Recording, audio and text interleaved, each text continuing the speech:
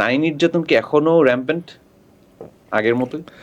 আগের চেয়ে আমার হিসেবে অনেক কমেছে, বাট এই যেটা বললাম যে আসলে মানে এখন যেহেতু যে এভিডেন্স অনেক ইজি হয়ে গিয়েছে, সো এখন কিন্তু আমার হিসাবে আমি বলবো যে নারী নির্যাতন আগের চেয়ে অনেক কমেছে। হোয়াট অ্যাবাউট পুরুষ নির্যাতন? পুরুষ নির্যাতন কিন্তু হচ্ছে, যেটা অ্যাকচুয়ালি মার্কেটে আসছে না, বাট আমরা অনেক ফেস করি। যেমন আচ্ছা, যেটা দুইটা আমি যেমন ওই যে শুরুতে একবার বলতে নিয়েছিলাম যেটা যে আপনার নারী নির্যাতনের আইন আছে, পুরুষ নির্যাতনের আইন নেই। তারপরে মেয়েরা কনস্ট্যান্টলি, পুরুষ নির্যাতনের কোনো আইন নেই? পুরুষ নির্যাতনের সরাসরি কোনো আইন নেই। নর্মালি ধরেন একটা ছেলে আরেকটা ছেলেকে মারলে Normal যেটা criminal একটা মেয়ে, offense, হ্যাঁ okay. নর্মাল মানে পেনাল কোডে যে ক্রিমিনাল অফেন্স গুলো আছে ওটার মধ্যেই পড়ছে, এর বাইরে কিছু নাই। আচ্ছা, সেকেন্ড যেটা হলো যে ধরেন একটা মেয়ে যখন একটা নারী নির্যাতন মামলা নিয়ে পুলিশ স্টেশনে যায়, পুলিশ কোর্ট সবাই অনেক বেশি রেসপন্সিভ থাকে, কিন্তু একটা ছেলে যদি একটা মেয়ের এগেনস্টে মামলা নিয়ে যায়, পুলিশ তো খুবই স্লো থাকে, কোর্টও আমার হিসেবে খুব বেশি রেসপন্সিভ থাকে না।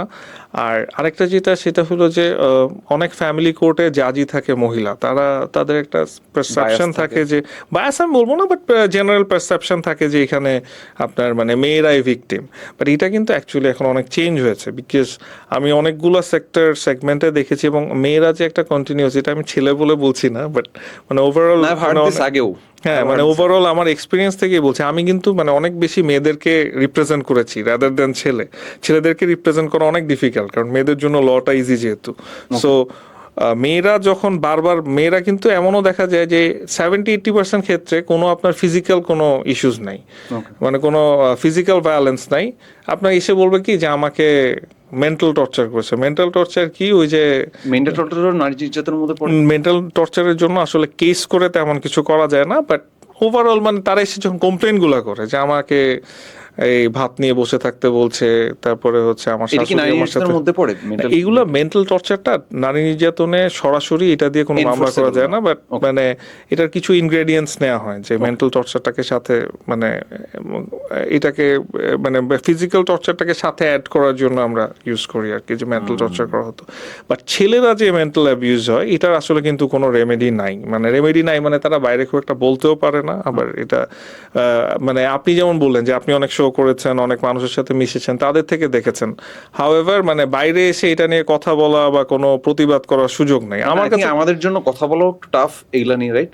আমরা কিছু একটা বললে মানে ছেলেরা কিছু একটা বললে কিন্তু অনেক ইস্যু হয়ে যায়, মেয়েরা কিন্তু বললে ইস্যু হয় না। আবার আরেকটা জিনিস এটা অনেকে জানে না, এটা আমি একটু অ্যাড করতে যাচ্ছি, সেটা হচ্ছে যৌতুক নিরোধ আইন যেটা, হ্যাঁ এটা কিন্তু ছেলে এবং মেয়ে দুইজনের জন্যই অ্যাপ্লিকেবল, মানে মেয়েরাও কিন্তু যৌতুক চাইতে পারে, কিন্তু এই কনসেপ্টটাই কিন্তু ইভেন লয়াররাও জানে না।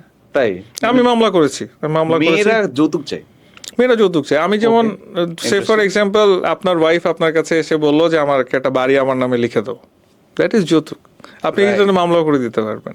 এবং এরকম মামলা কিন্তু এখন চাইতেই পারে, but if they force it that's comes into যৌতুক, মানে কথা হচ্ছে that gives you an ingredient of মামলা। এখন আপনি যখন ঝামেলায় পড়বেন তখন তো আপনি ওইটা দিয়ে মামলা করবেন যে আমাকে বাড়ি লিখে দিতে বলছে।